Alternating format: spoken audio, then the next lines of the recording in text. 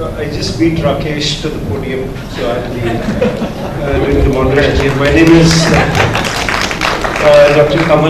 Kishore Sharma. I have dabbled in public sector, civil services, PhD from IIMnetWORK 2005, was with a multinational as a CEO of one of the subsidiaries. Joined the education field, was a professor, dean, vice chancellor at one of the universities in Gurgaon. Recently left on my own, discovering the joy of learning music, sketch, playing with kids, and also thinking about getting into education entrepreneurship. So that's who I am.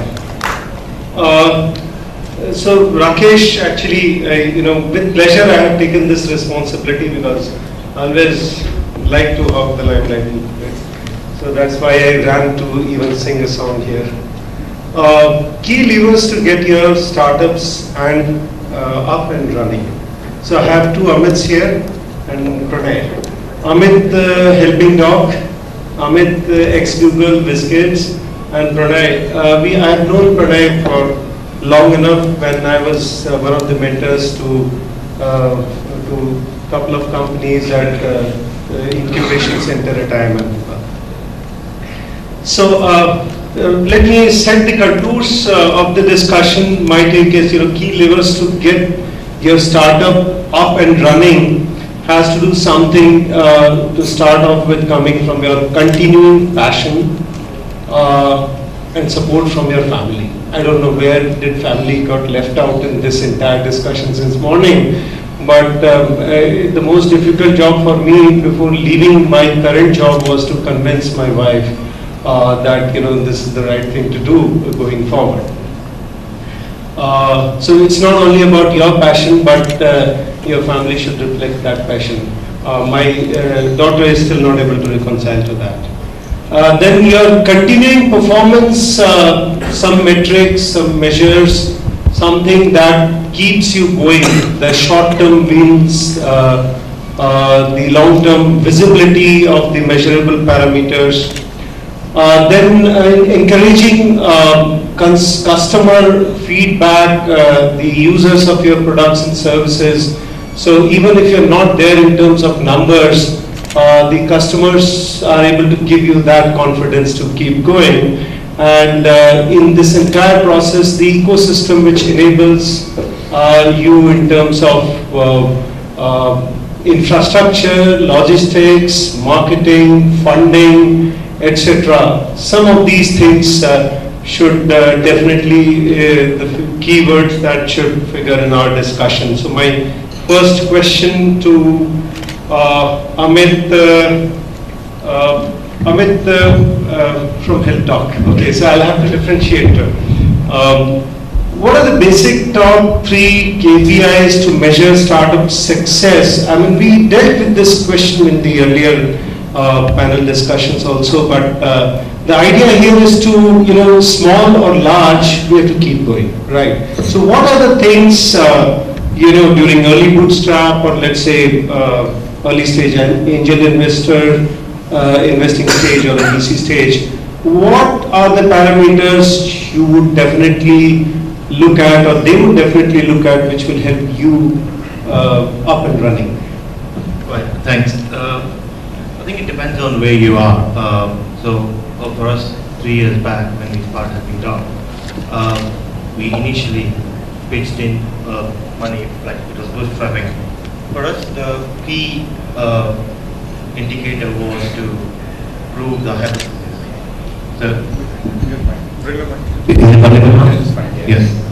So initially, so I'll just explain the idea we came up with. So in India, the healthcare is very fragmented.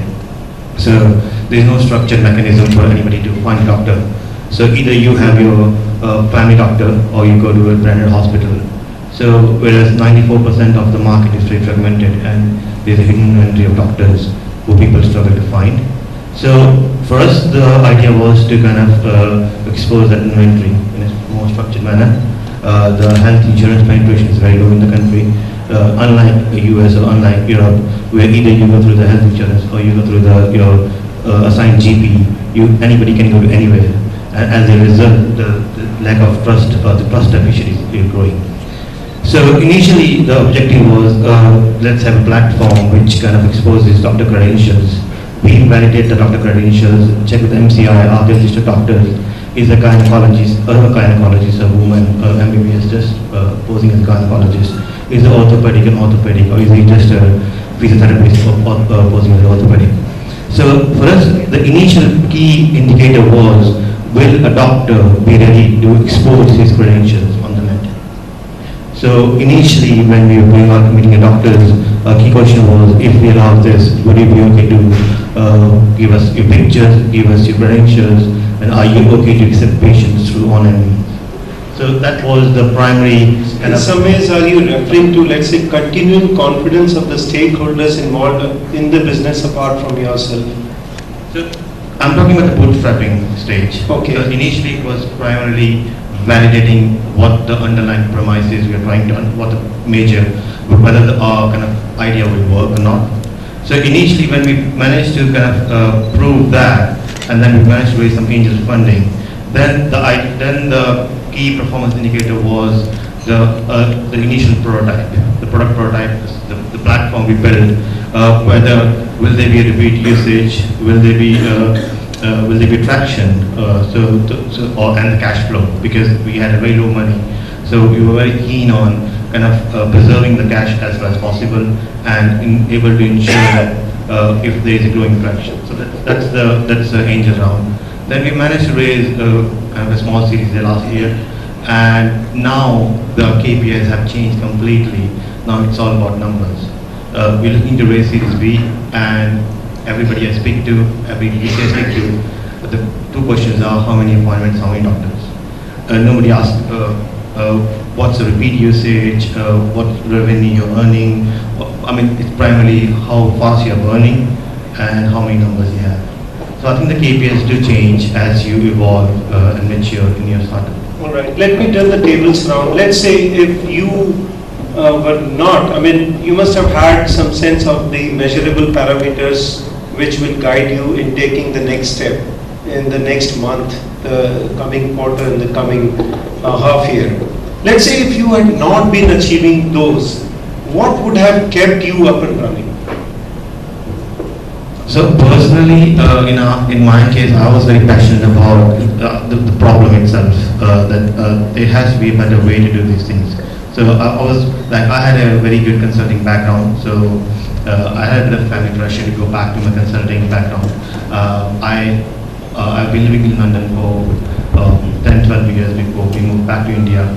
So for me, the passion was that this is going to work, this is going to change. I'm not sure how long it's going to take. It may take 3 years, may take 5 years, may take 10 years, and somebody will do it.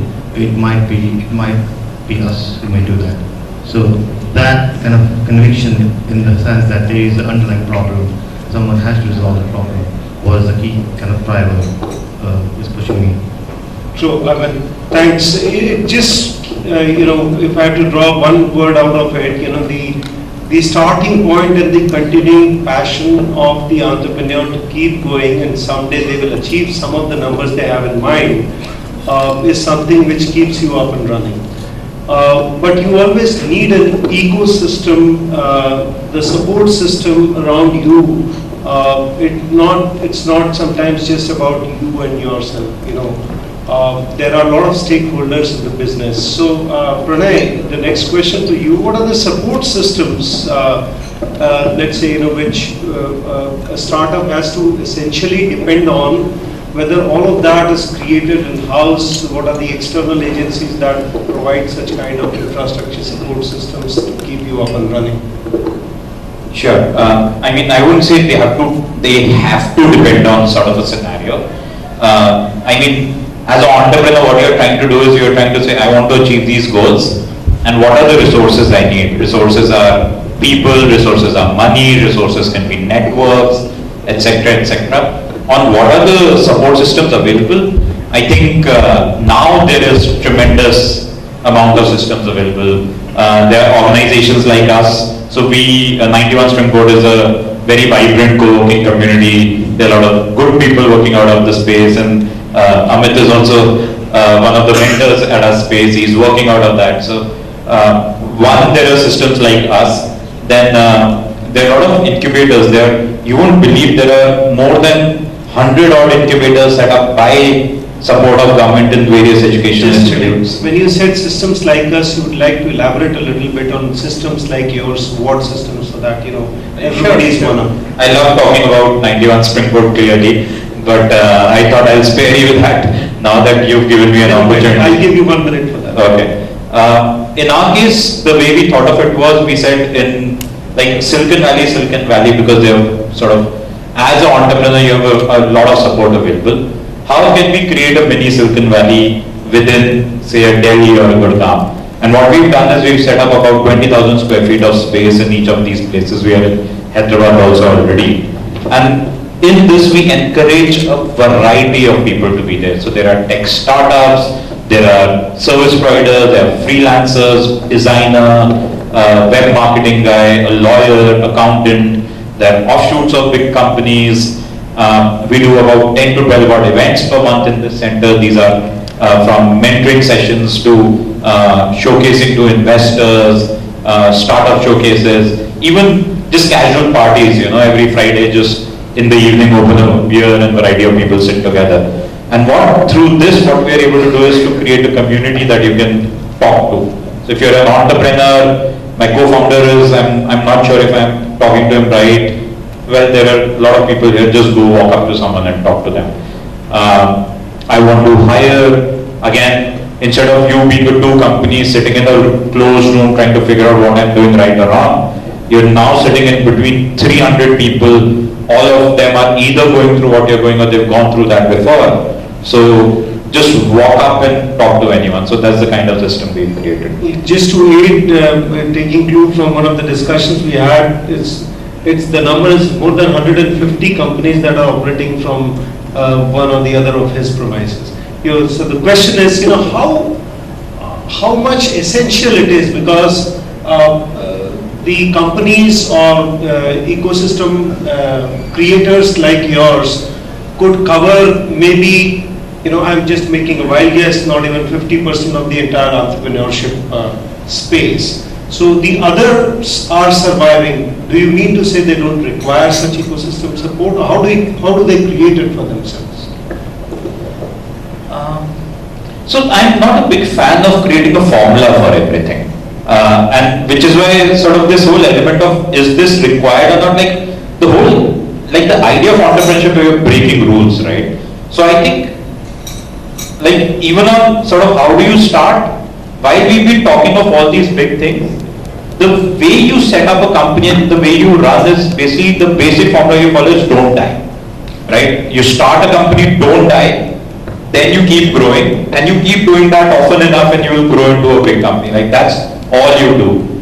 Now, as part of that, if you feel you need external help, please reach out. There are people like us whose business is to help. But if you don't need, great, that's also okay, right? Like, none of that is a formula. The good part is if you do need help, there are VCs, there are angel investors, there are mentor channels, there are organizations like TAI, NASCOM, etc. So, like, I will encourage you to sort of, every time you face a problem, before you sort of think that you have to struggle with that problem alone, there are a lot of people available now that you can reach out to, you can get guidance from them. And at least for me, when we started, we did the stupid mistake of thinking we are totally innovative, what we are doing is totally different, no one understands this, etc. Later we realized like there's a lot of learning we could have got from existing people. So I think if you can take that, you'll just shorten your time to grow. That's how I think. Good. Starting from the passion, the idea of measurable parameters in your mind, to harnessing or getting advantage of the ecosystems that exist around to get the support that you require. You reach a certain stage wherein money starts becoming extremely important for continuation of the business. So Amit, the question to you, how important is VC funding for any startup? I heard a question the other moment around that people are advised not to give up equity or not to get funding, and the next part of the question would be, which products and services would require funding more than something else? I would also like to just step back, if that's okay with you. Yeah, please. And talk about a few things that you touched upon very early on. I talked about 3 rules if you're starting out for anybody, and he touched upon the fact that you got to figure out your family first, because they're going to be partners to you sometimes without necessarily their permission. You're going to annoy a lot of people, scare a lot of people, and he admitted his daughter is not completely on board yet. My wife is completely not on board yet. She misses great Google food and cafeteria that she used to very often come by for. And that's just making it a little lighter. But the second thing that you need to figure out, the second mantra is figure out your cash flow model. I'm a Pariya, so I don't talk about like advanced financial models. I'm a finance grad from Bangalore as well. Rajiv may not like it, he was DML, my batch. But figure out your cash flow. I mean, that's basic. How are you going to survive your cost of living for a run? Third thing is get through your comfort level of making mistakes. A lot of people in this room, I expect to respond to this, that we've been high achievers, getting into IIMs, and then performing well across careers. Jumping in can be sometimes scary, right? So prepare for a longish run, because you're going to iterate, pivot. Even if it works, you might go to break it tomorrow because it doesn't work well enough for your business model. So figure that piece out before you guys decide to jump in and start figuring out your KPIs and so on. So I thought I'd just bring that in because you started there. But coming back to the question about equity, I think going back to previous panel, when you start with a zone of making an impact about a space that you're really excited about. If you're not juiced up about it, it's only I can make more money this way, I think you're going to struggle more because you're struggling with 2 parameters. One is how to make it work. Second is what do I get out of it. I think if you get like lots of satisfaction out of it, I think there's nothing that's a better high. I've been an entrepreneur at Google. I loved it. I did it. I worked crazy hours. I had a team for crazy hours because we were enjoying it. So do it for the fun of it. I think it was touched upon in great detail and much better in the previous panel. And then bother about what equity I'm giving away to whoever. Because you're so motivated to make that impact happen. And sometimes what you think are bad decisions now will come back much later as, wow, thank God I did it, right? Or vice versa. You think that you've been great with something, don't. The second part is what Pranay touched upon is there are benchmarks. So I'm going through this myself with the motions of hiring, etc. I think the first question is not BC, sir. The first question is a lot of us have not learned how to be an employer brand because in a corporate career that was given to me. We never created one, so to attract talent at the core team level is different than saying, hey, I'm a cool guy from Google who did big shit at YouTube and I'm my own startup and everybody comes running to join you. It doesn't necessarily happen that automatically, right? You might get hundreds of people applying, which I'd be blessed with, but you still got to pick those people and sometimes they don't like you or their timing is not right and so on. So you struggle with those first and honestly don't bother about equity that much. Give away, the more you can, the fairer it sounds to you.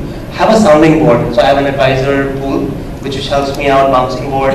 Pranay, I go to him all the time and we sort of this fun relationship which is not a formal one, but I'm actually his client now because I based my company at 91 Springboard also.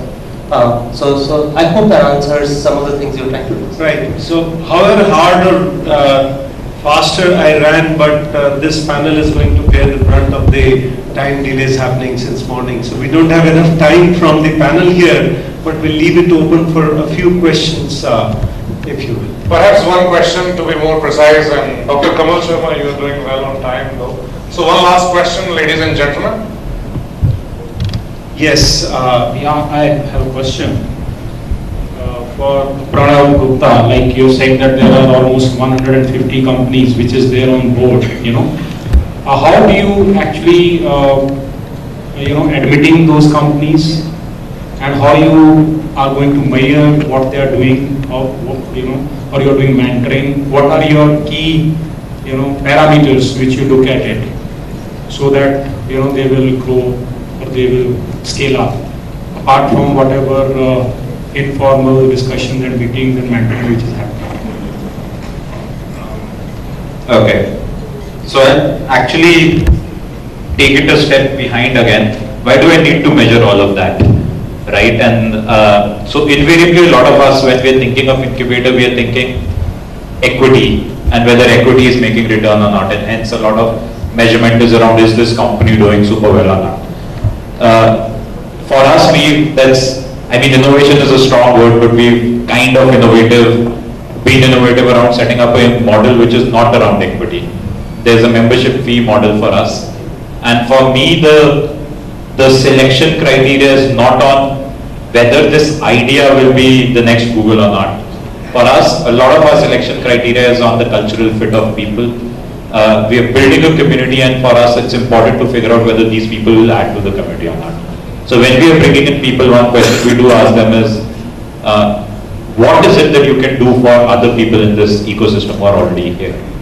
And how it helps us is, for example, if I were an incubator where I said I'll bring in everyone who can only be successful, one thing that I won't be able to do, which I'm able to do right now, is where I have people in 91 Springboard who are working on ideas which frankly I don't believe in right now. But the good part is, even if they don't work out, they've plugged into the community, and we've actually seen 4 companies by now which have found the co-founders within 91 Springboard. So we like this variety, we like people working on different things.